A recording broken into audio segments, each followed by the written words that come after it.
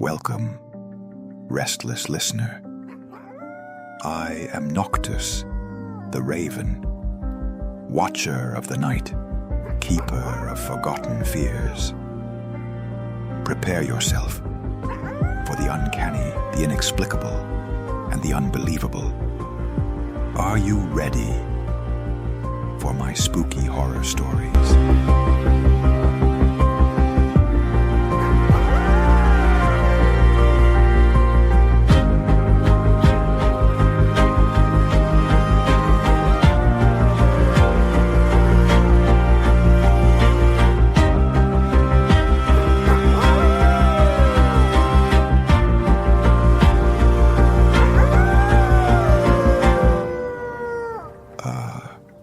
There you are again.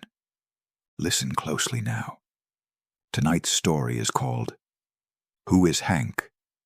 The story of a man who was not what he believed himself to be.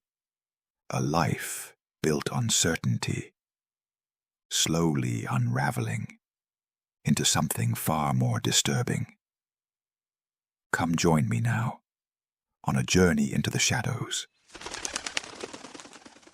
Our story tonight takes us to a quiet neighborhood in Alabama, a place where nothing ever seems to happen, a place where doors are locked at night, lights are turned off on time, and lives follow a familiar routine. Hank Carter is an ordinary American citizen. He lives with his wife, Angie, and his daughter, Carla, in a small, modest house. He works for the city administration. A steady job, a predictable schedule, an unremarkable existence.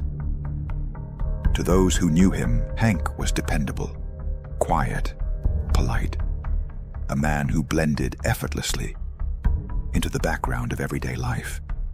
And so it might have remained, had it not been for this day, the day that would change his life forever.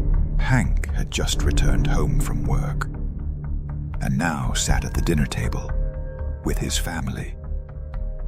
And so I tell my boss, if he wants me to do that, he'll have to pay me extra. I hate to interrupt you, dear, but could you fetch a bottle of wine from the cellar? The good red one? Of course, my love. Hank made his way down into the cellar. When he flipped the light switch, nothing happened. The room remained in darkness. Being handy with tools, Hank immediately knew what to do. He rummaged through a box on a nearby shelf and replaced the light bulb. But just as he screwed it into place, a violent electric shock surged through his body. Hank! What was that? Daddy? Is he dead, Mom? Don't say that, Carla. Damn. That was bad. Must have been a short circuit in the lamp. Thank God it doesn't seem too serious. Are you hurt? I don't think so. Well, my arm hurts, but I don't see any blood. When Hank rolled up the sleeve of his sweater, a horrifying sight revealed itself. His left hand was completely severed. But where blood and bone should have been, there were wires and metal. What? What is that? What are you? I can't believe that. Cool. Daddy is a robot. I don't know what this means. But I think I'd rather go to bed now. And tomorrow we should drive to my parents' house. If that's all right with you, my love. Angie nodded silently.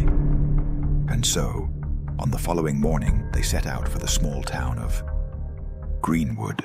My parents' house. I haven't been here in far too long. It brings back so many wonderful memories from my childhood. Mom, Dad, it's me, Hank. Please open the door. We really need to talk to you. Come on, sweetheart. They must not be home. As the two of them walked back toward their car, they failed to notice the watchful eyes upon them. From a small barn, hidden just beyond the trees. Did you see his arm, Martha? I fear he knows. Yes, letting him leave was a mistake. Some time later, in the town center. Hey, look over there. I think we can get something to eat. Thank God I'm starving. After settling into a small diner and placing their order, Hank and Angie became aware of something deeply unsettling. The other guests were staring at them. Why is everyone looking at us like that? Maybe they don't like strangers. That's not how I remember this place. People here used to be kind. Just then, the waitress approached their table. Here you go. Your coffee. Oh, how clumsy of me. I'm terribly sorry. That wasn't an accident. You tipped the tray straight toward us. I'm starting to feel like we're not welcome here. Come on, Angie. We're leaving. Yeah, get out. We don't need strangers here. Hank and Angie hurried out of the diner, only to see several townsfolk gathered around their car. What? Our car? What are they doing? Hank, I'm really starting to get scared. Get in the car. Now, Angie. Drive. Watch out, the boy. But it was already too late. Hank struck the young man, who had stepped directly into their path, sending him crashing over the hood and onto the street. Hank leapt from the car at once, rushing toward the motionless body. It was his fault. He stood right in front of the car. What is going on here? Before he could finish his sentence, several of the townspeople lifted the body from the road. Hank caught a glimpse of a deep wound in the boy's chest, and from it, sparks. What? He's a robot too? This can't be real. Hurry! He must be taken to the workshop at once. But what about the strangers? They know our secret. Angie, drive. Now. We're not safe here. I'm trying. I am. Stop them!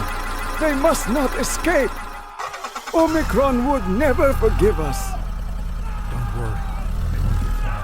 I'll make sure of that. Two shots rang out, boring straight into the fuel tank of Hank's car. Only a few miles later, on a deserted country road, the engine died. Oh no. They hit the tank. What do we do now? We'll have to look for help. But we're not going back to that town. Those people have lost their minds. Look, there's a house up ahead. Maybe they can help us. All right, one try. But we stay cautious. I don't want to run into another one of those lunatics. Hank's uneasy feeling was soon confirmed. As they approached the house, two men emerged from the shadows, catching them completely off guard.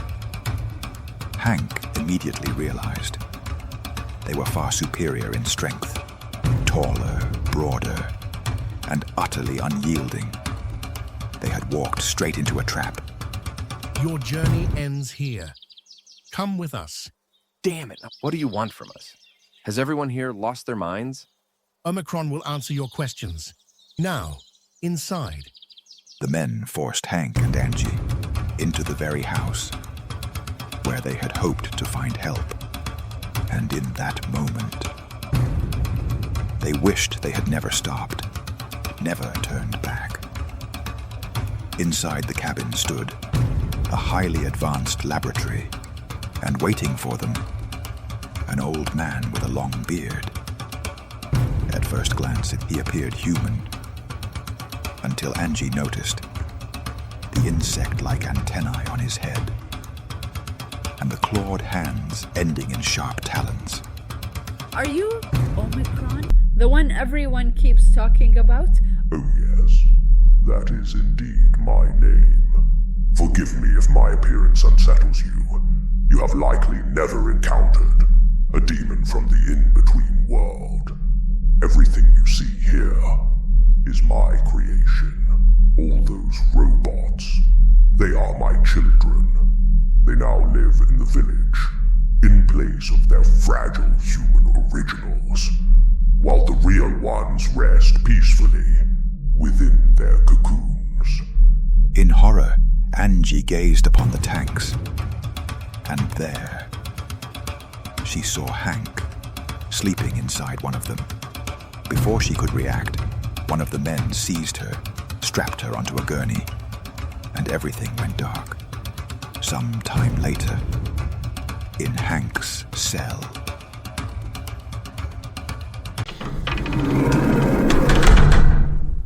Oh my God. Angie?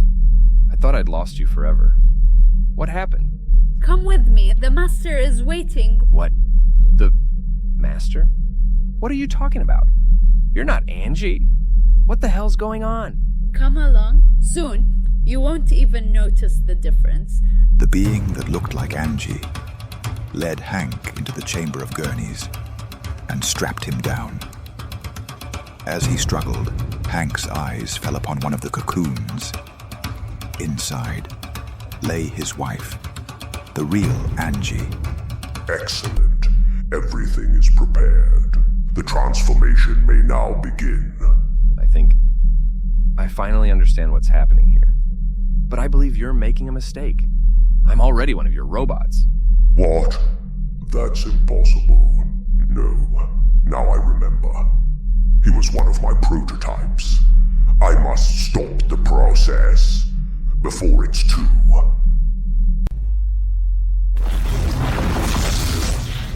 But it was already too late. The moment the converter touched Hank's metallic body, a violent explosion tore through the lab. The cocoons shattered, the villagers were hurled free, and one by one, the robots began to explode as well. Angie, among the first to regain consciousness, guided the villagers outside and to safety. Then she turned to Hank. You're not a robot, are you? What? What are you talking about? I just have a splitting headache, and I don't even remember how we got here.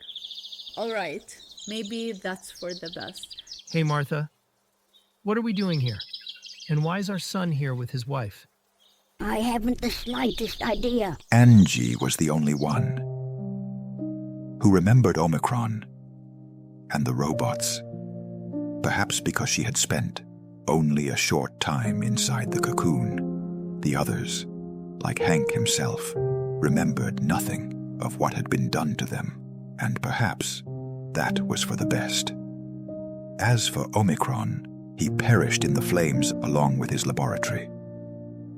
This story is over now, but the shadows remain. Which shadow unsettled you the most tonight? And if you wish to hear more tales, when the night returns, follow the raven. Until we meet again, I am Noctus.